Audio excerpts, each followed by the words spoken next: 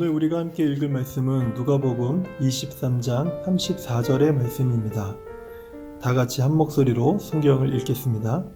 누가복음 23장 34절의 말씀입니다.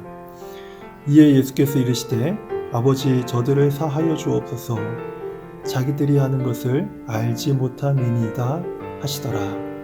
아멘. 오늘은 예수님의 기도에 관한 7번째 시간으로 예수님께서 하신 용서의 기도에 대해서 함께 말씀을 생각해 보려고 합니다. 우리가 함께 읽은 누가복음 23장 34절의 말씀은 예수님께서 십자가에 달려서 자신을 십자가에 못 박은 사람들을 위한 용서의 기도를 하신 내용입니다. 우리가 잘 알듯이 이때 두 명의 흉악한 강도도 예수님의 좌우편에 함께 십자가에 달렸는데요. 성경을 보면 이 두 명의 강도도 십자가에 달린 채 예수님을 향해서 욕설을 퍼부은 것을 우리가 알게 됩니다. 하지만 이 두 명의 강도에 관한 성경의 기록이 조금 차이가 있는 것을 알게 되는데요.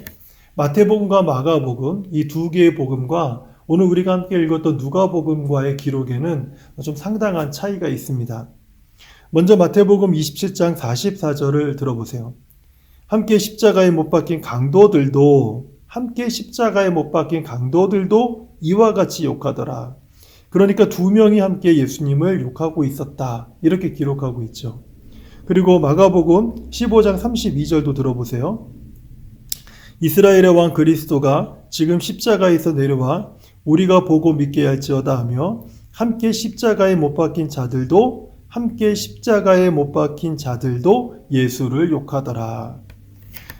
이 마태복음과 마가복음의 기록을 보면 두 명이 동시에 예수님에 대해서 똑같이 어떤 욕설을 하고 있는 것을 기록을 하고 있지 않습니까?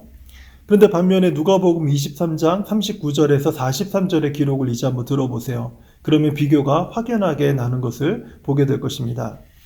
달린 행악자 중 하나는 비방하여 이르되 네가 그리스도가 아니냐 너와 우리를 구원하라 하되 하나는 다른 한 사람을 얘기합니다. 그 사람을 꾸짖어 이르되 네가 동일한 정죄를 받고서도 하나님을 두려워하지 아니하느냐. 우리는 우리가 행한 일에 상당한 보응을 받는 것이니 이에 당연하거니와 이 사람이 행한 것은 옳지 않은 것이 없느니라 하고 이르되 예수여 당신의 나라에 임하실 때에 나를 기억하소서 하니 예수께서 이르시되 내가 진실로 내게 이르노니 오늘 네가 나와 함께 낙원에 있으리라 하시니라. 여기서 한 명은 여전히 예수님을 비방하고 있죠. 하지만 다른 한 명은 자신의 죄를 인정하고 회개하는 모습을 보여주고 있습니다. 왜 마태 마가복음과 누가복음에는 이런 기록의 차이가 있을까요? 우리는 이런 차이점을요, 성경의 기록의 어떤 충돌로 보기보다는 시간적 차이로 보는 것이 바람직하다고 생각이 듭니다. 마태와 마가복음에서 지적한 대로 이 두 강도는 모두 예수님을 조롱하고 희롱했습니다. 하지만 예수님께서 조롱하는 무리를 향해서 용서의 기도를 하신 이후에 이전에 예수님을 조롱했던 한 강도가 이제는 예수님의 기도에 감동을 받고 그 마음이 변화된 것으로 이해하는 것이 바람직하다라는 것이죠. 누가복음을 기록한 누가는요, 바로 예수님의 기도를 들은 후에 그 마음이 변화된 한 강도에 대해서 좀 더 초점을 맞추어서 자세하게 기록하고 있는 것입니다. 저는 오늘 이 말씀을 통해서 예수님께서 자신을 조롱하고 희롱했던 사람들을 위해서 하셨던 이 용서의 기도가 우리의 기도의 삶에도 얼마나 중요한지, 그 이유가 얼마나 중요한지, 또 그 이유가 무엇인지 한 가지만 좀 우리가 깊이 좀 생각해 보는 시간을 가지려고 합니다. 용서의 기도는요, 사람을 변화시키는 아주 위대한 능력이 있습니다. 용서의 기도는 사람을 변화시키는 능력이 있다는 것입니다. 당시의 위대 사람들은 예수님을 십자가에 못 박은 것도 모자라서 예수님의 고통을 그 십자가 아래에서 구경하기도 하고 희롱하고 조롱하면서 또는 심지어는 저주까지 하면서 예수님을 괴롭혔습니다. 하지만 예수님은 그러한 모든 사람들이 들을 수 있도록 이렇게 기도하셨죠. 아버지여 저들의 죄를 사하여 주옵소서. 아버지여 저들의 죄를 사하여 주옵소서. 자기들이 하는 것을 알지 못합니다. 자기들이 무엇을 하고 있는지 알지 못하기 때문에 저렇게 하고 있습니다. 그렇기 때문에 아버지여 저들의 죄를 용서하여 주시옵소서. 이렇게 용서의 기도를 예수님이 자신을 조롱하고 희롱하는 사람들을 위해서 하셨던 것입니다.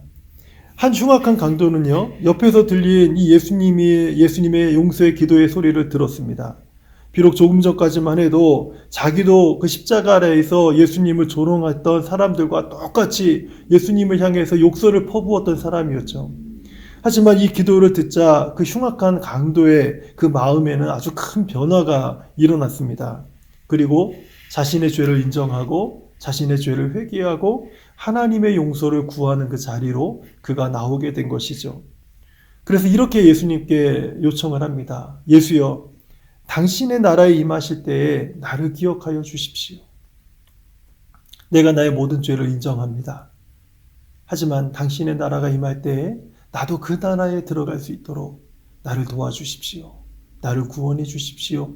이렇게 그 강도가 예수님께 요청을 한 것입니다. 그때 예수님께서 내가 진실로 내게 이르노니 오늘 네가 나와 함께 낙원에 있으리라. 너의 그 중심의 회개를 보니 네가 이제 회개함을 받고 죄 용서함을 받고 그리고 네가 구원을 받았다라는 말로 우리가 이해를 하는 것입니다. 이 강도는 죽기 직전에 그 마음 중심으로 회개함으로 하나님의 구원을 받게 된 것이죠. 용서의 기도가 위대한 것은요, 한 영혼을 살리는 기도이기 때문에 그래요. 용서의 기도는요, 한 영혼을 살리는 기도입니다.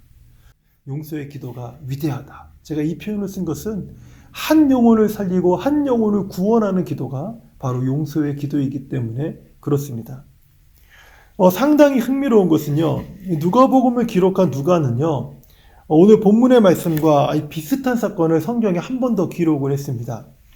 누가는 누가복음만 성경을 쓴 것이 아니라 사도행전이라는 성경도 누가가 기록을 했습니다.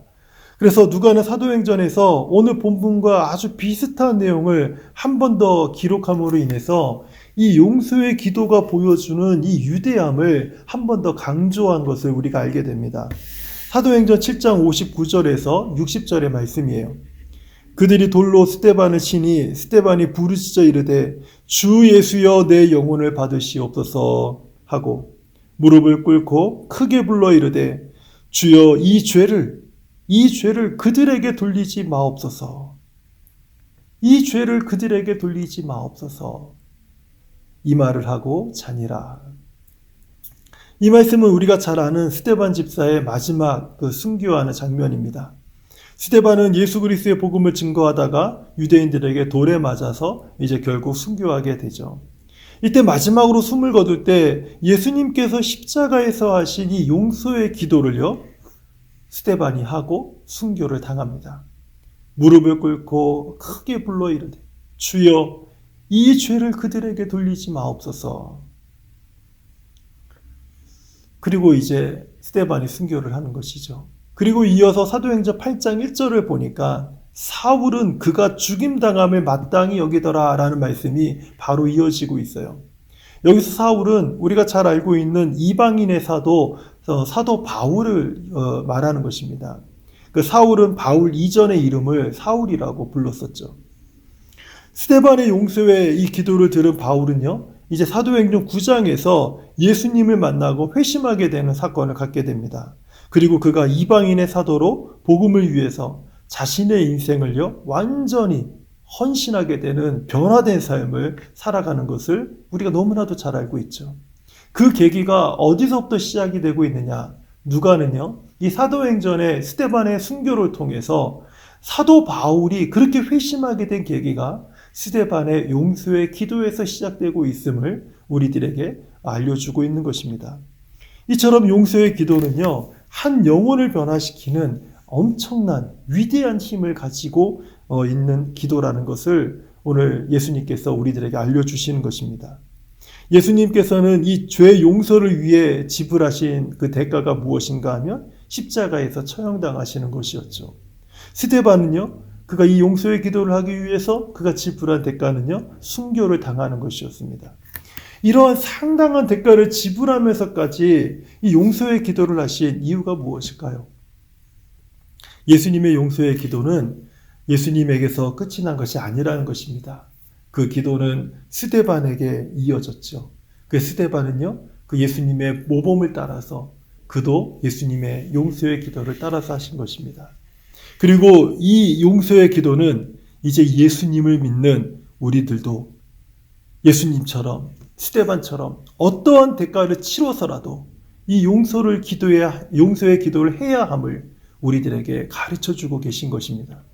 왜냐하면 용서의 기도는요, 죄인의 마음을 움직여서 주님께로 돌아오게 하는 가장 위대한 기도이기 때문에 그렇습니다. 주의 백성아 기도하라. 저는 이 기도 시간에 함께 하는 우리 모든 분들에게 오늘 주님이 주시는 이 교훈이 우리 마음에 잘 새겨지기를 정말 간절히 바랍니다.